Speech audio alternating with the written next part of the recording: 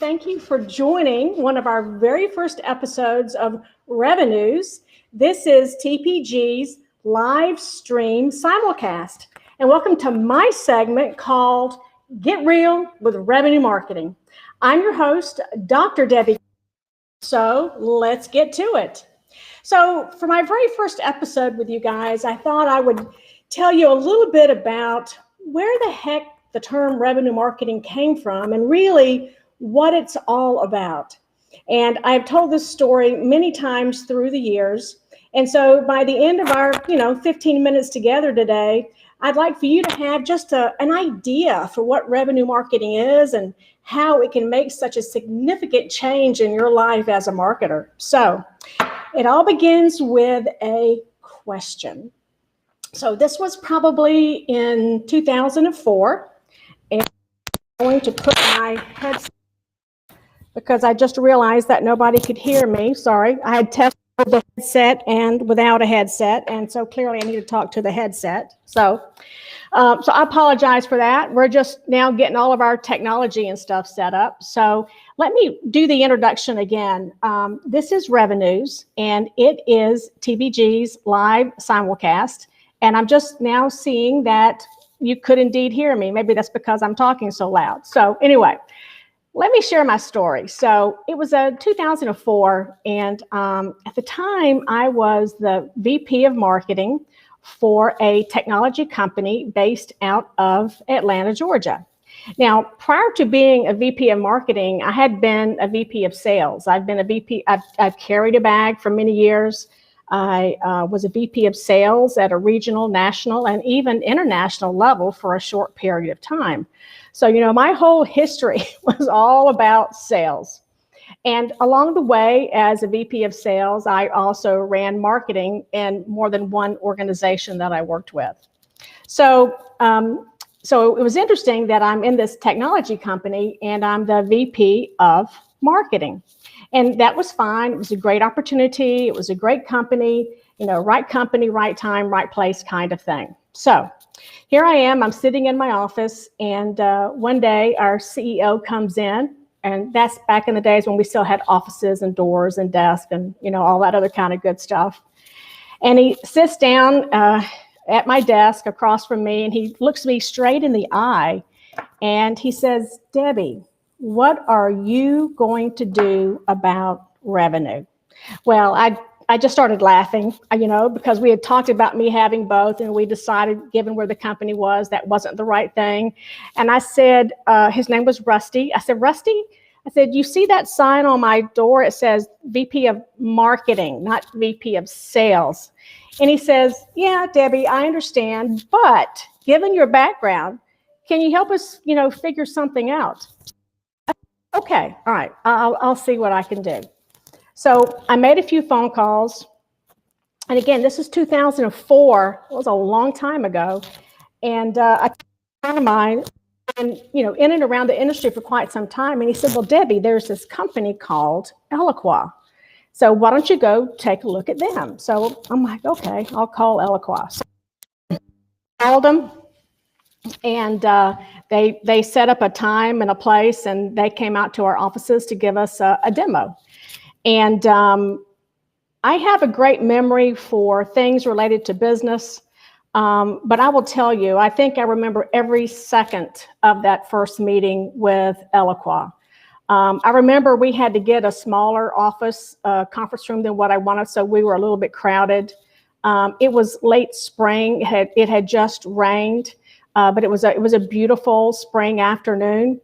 And so we began the presentation, and I began to look at my very first marketing automation system. And all I could think was, oh my God, this is going to change marketing forever. And not just marketing, also sales. I said, this technology, it just blew my mind how incredible that technology was.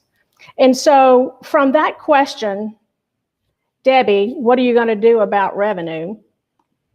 That's when I knew that this was going to be the place for me, right? I knew that whatever was happening in marketing in these very early days, this was going to be the place for me. Now, that's way back in 2004. We did indeed buy Eloqua. It was the only game in town at that point of time. And I also integrated it with Salesforce, and we actually went on to have a stellar year in large part because of marketing efforts from the successful use of these tools. And so for me, it always made sense from day one. Today's marketing is about revenue. How could it not be? I never got it, right? And so if we fast forward to about 2000 and probably 2011, and I joined the Pedowitz Group as a partner in 2007.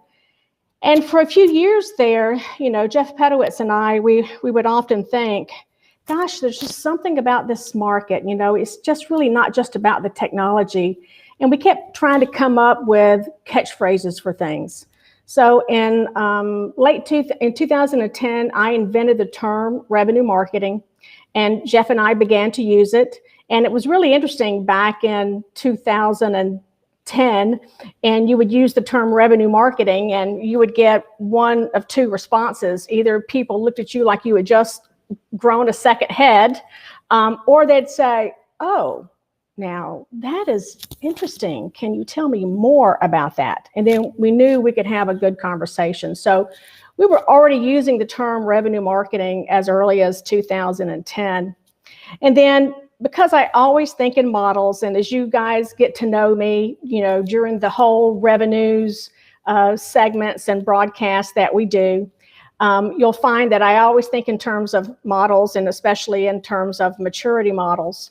So in 2011, I was asked by Marketo to be a speaker on a 14-city speaking tour. And if you guys remember, got to reach way back in your memories, it was called the Revenue Rockstar Roadshow. So I was the kickoff speaker in each of those 14 cities. And I have vivid memories of being in Austin, Texas for the kickoff. And I'd been playing around with some idea of some kind of, you know, maturity model for talking about revenue marketing and talking about how it was a journey. And as usual, because I'm a big procrastinator, I was up late working on this PowerPoint. And I even remember ordering coffee. We were at the W, and it was like 2 o'clock in the morning, and I'm still trying to hash this out. And coffee came, and if you ever stayed at the W, the service is just incredible. And I remember that the lady who brought me my coffee at 2 in the morning had slipped me a little note that says, "You can do it. You'll be great tomorrow." So I'm like, okay, maybe this is a precursor of some really good stuff to come. So what I had been thinking is that to become a revenue marketer, it really is a journey. And so you remember the clip art, the little chevrons, you know, it was just the most basic, ugly stuff imaginable. So I said, okay, this is, I'm going to form the whole presentation around this. And so I got the clip art and I got the little ugly chevrons.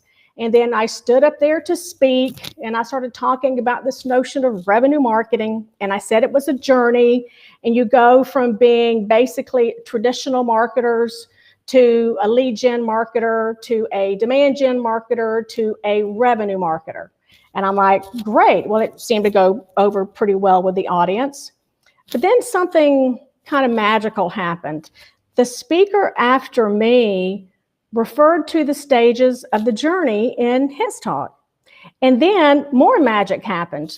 As people came up to me to speak after all the talks were done, they would say, "Debbie, we're in the lead gen stage, and we really want to go to the demand gen stage." And I thought, this is it. This has captured it. And I always say that if a model, just a simple model, can electrify and amplify how people are thinking about what they're doing without a lot of interpretation, then you have a very, very successful model. So since then, this is the model that we have used, and it has been presented to thousands of marketers. And they see it in two ways. They see it almost as a career path journey, but they also see it as a journey for the maturity of their organizations. So let me talk you through those 4 stages of the journey. We have a traditional marketer, we have lead generation, we have demand generation, and we have revenue marketing. So let me just share with you guys a little bit more detail behind each of those. Now, traditional marketing still exists, not like it used to, at least not alone. And traditional marketing is still important. It's not like we don't need to do branding. It's not like we don't need to do the 4 Ps. We do, but it's not all that marketing can be. However, I will say that many careers of people started as traditional marketers, and so they have to be pretty agile to continue on in this journey. But if you're traditional only, marketing is not a line of business. Marketing is not really tied into sales in any meaningful way. And you're measured based on cost.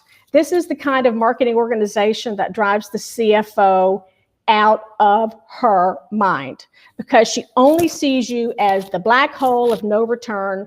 Lord knows where all that money goes, right? And you're measured on activities, okay? However, as we begin to mature, we go into that lead generation stage next. And this is what I call you do a lot of harm in this stage. It's a very dangerous stage because marketers get their hands on some technology and they go, woo, we got technology. Let's send out a bunch of emails and let's get some leads and let's make sales very happy. And what happens? Sales hates all the leads. They're all crap. And you get this huge amount of friction between sales and marketing. So I would say back, 5 years ago, I'd be talking about just email systems, but now we're seeing people use very sophisticated marketing automation systems as an email system in that lead generation. But what happens here is it's like when marketing first gets their hand on technology and begins to try to engage with customers, it's typically one way from marketing to the customer. Those leads go over to sales, and they're really not qualified. And there's a lot of friction that gets created between sales and marketing at this time. Even today, probably 60 or 70% of all leads that go over to sales, they're just not followed up on because there's just a very bad history there. Okay. Now, for me, things get very cool and very exciting in the demand generation stage. And that is because this is where marketing starts to grow up and become a peer and a partner in the revenue creation across the company. In that demand generation stage, you have very tight systems that are integrated. You've got marketing automation, you've got your CRM, you probably have 40, 50, 60 different pieces of technology. But the key difference in that demand gen stage and that lead gen stage is that marketing is now smarter about using the technology to help drive revenue, not just we have a lot of technology and it's a bright, shiny object, kind of thing. At this stage, marketing also becomes a peer to sales in the revenue game. Not just a partner, but also a peer. And this is really where the whole notion of digital revenue really begins to take off. And I'll talk more about that in some of my later segments. Marketing has a revenue relationship, and guess what? Marketing finally is held accountable for a number. It's their impact on the pipeline, it's their impact on closed business, it's credible, and it's also direct. So the demand generation stage. And we see people a long time in that demand generation stage because there's a lot to do there, a lot to do. That's your nirvana. That's really where you want to be. And I would say that the biggest difference between what happens in gen and what happens in the revenue marketing is predictability. So we is called RPS. That's a phrase that I created, and I actually published that in my book. I actually book, Rise of the Revenue Marketer. If you like a copy, just email me, Debbie@pedowitzgroup.com. I'll get you a copy. And RPS stands for repeatable, predictable, and scalable. And let me tell you the difference. So CMO and you have a demand generation organization, when you go into that board meeting, you talk about the impact that you made on the pipeline and on revenue last quarter. However, if you are a CMO or revenue marketing organization, you go in with the VP of sales and you say, okay, here's what we did last quarter, and here is what we are forecasting for the upcoming quarter. So marketing has the ability to forecast their impact on revenue and many other items that, that build and contribute to revenue, just like a VP of sales. And so that's the difference. And so look at this model, consider where you are. And it's a model. You're going to probably be a little bit here, a little bit there. You've got some things going on. A lot of times I see the technology is way ahead. You have more technology than you have process and strategy and, really the ability to use it to impact business. And that's not a bad place to be. It's actually a pretty great place to be, right? And then again, when that revenue marketing stage, it is all about earning that at the table. But no matter what happens, I don't care if it's brand, I don't care if it's customer engagement, the only thing that will get marketing and the CMO a seat at the table is being able to demonstrate a revenue result. So that's a little bit about that story. So today we have a working definition for revenue marketing. And transfer marketing from a cost center, repeatable, predictable, and scalable revenue machine by building a digital transformation foundation and accelerating that journey with customer centricity. And at the end of the day, this is what happens to revenue marketers. First, go from being the pens and mugs department to a data-driven business unit. You go from being a sales support team to a revenue partner. You go from being the event producers to the revenue predictors. And you go from being a cost center to a revenue center. And who doesn't want to be there? So, thank you for your time today. Again, what I do on segments and anywhere from 15 to 25 minutes, I'll be talking about all different aspects of revenue marketing. And Revenues will be bringing this to you live. I'll live stream on Wednesdays at noon Eastern Standard Time. I live stream Sunday at 7:30. That's when we come together and have calls and we can have some real talk about revenue marketing. So thank you for your time today, and I look forward to seeing you on my next simulcast. Have a great day. And remember, it is a great day to be a revenue marketer. Bye-bye.